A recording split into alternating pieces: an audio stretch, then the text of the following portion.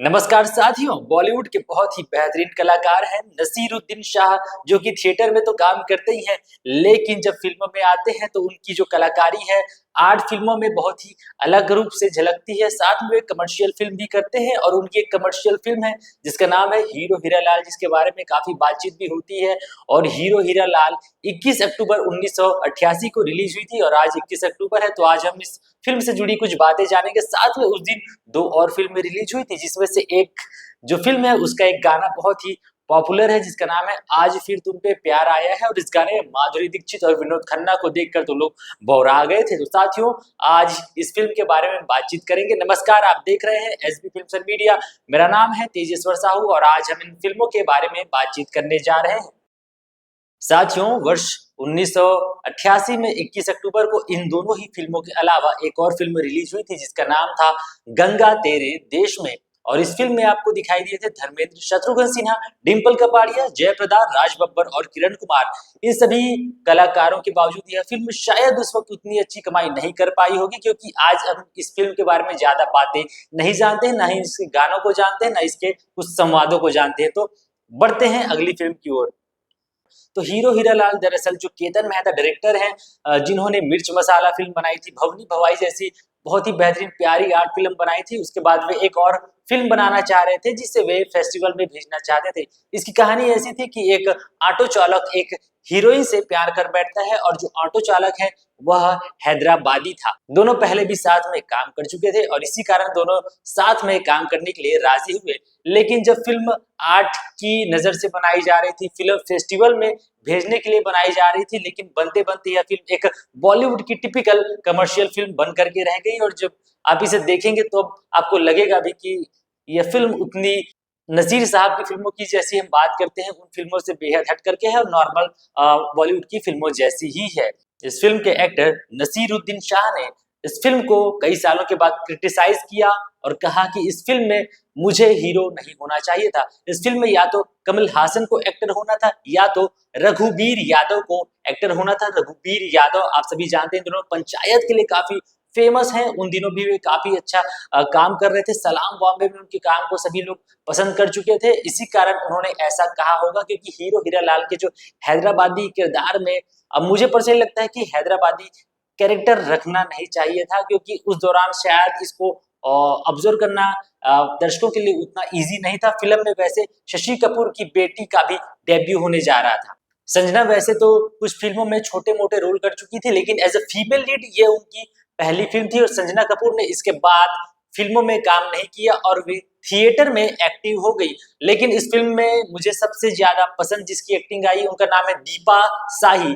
दीपा शाही ने इस फिल्म में बहुत ही अच्छा काम किया और इसी फिल्म की शूटिंग के दौरान केतन मेहता और दीपा शाही करीब आए और दोनों ने बाद में शादी रचा ली। अब बढ़ते हैं आज की तीसरी फिल्म की ओर। जी हाँ, उसी फिल्म के बारे में बात करने जा रहे हैं जिसको आपने थंबनेल में देखकर इस वीडियो को क्लिक किया और आप यहाँ तक पहुंचे हैं। तो बात कर रहे हैं हम दयावान की, जिसमें एक्टर थे फिरोज खान। इस फिल्म को उन्होंने निर्देशित भी किया था, प्रोड्यूस भी किया था और साथ में इसमें बहुत ही अच्छा कैरेक्टर भी निभाया था। तो साथियों, इस फिल्म के बारे में बातचीत करते हैं।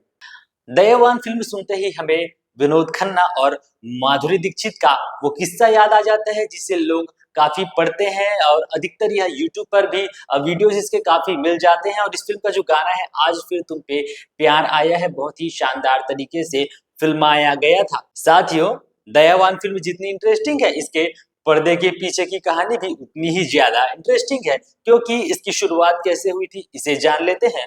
1987 की बात है जब एक तमिल फिल्म नायगन रिलीज हुई थी। नायगन जिसमें हीरो थे कमल हासन और जिसके डायरेक्टर थे मणिरत्नम। इस फिल्म ने काफी चर्चा बटोरी थी। एक्शन क्राइम ड्रामा और गॉडफादर पर बेस्ड, यानी गॉडफादर जो हॉलीवुड की फिल्म थी उससे इंस्पायर्ड यह फिल्म थी और इसे देखने के लिए फिरोज खान भी गए हुए थे। वे उस दौरान यलगार फिल्म पर काम कर रहे थे और जैसे ही उन्होंने नायगन देखी उन्होंने अपना प्लान बदल दिया, यलगार को टाल दिया और इस फिल्म को फ्लोर पर ले आने की तैयारी करने लगे। लेकिन वे प्रमुख कलाकार यानी लीड एक्टिंग नहीं करना चाहते थे। लेकिन साथियों, क्या आप जानते हैं नायगन का जो रीमेक राइट है खरीदने के लिए फिरोज खान ने कितने पैसे खर्च किए? उन्होंने करीबन 10 लाख दिए, तब जा करके उनको यह रीमेक राइट मिला। लेकिन क्या आप जानते हैं इस फिल्म में आपको सुपरस्टार महानायक अमिताभ बच्चन भी दिख सकते थे, क्योंकि जो टीनू आनंद है, जो इससे पहले भी अमिताभ के साथ काम कर चुके थे,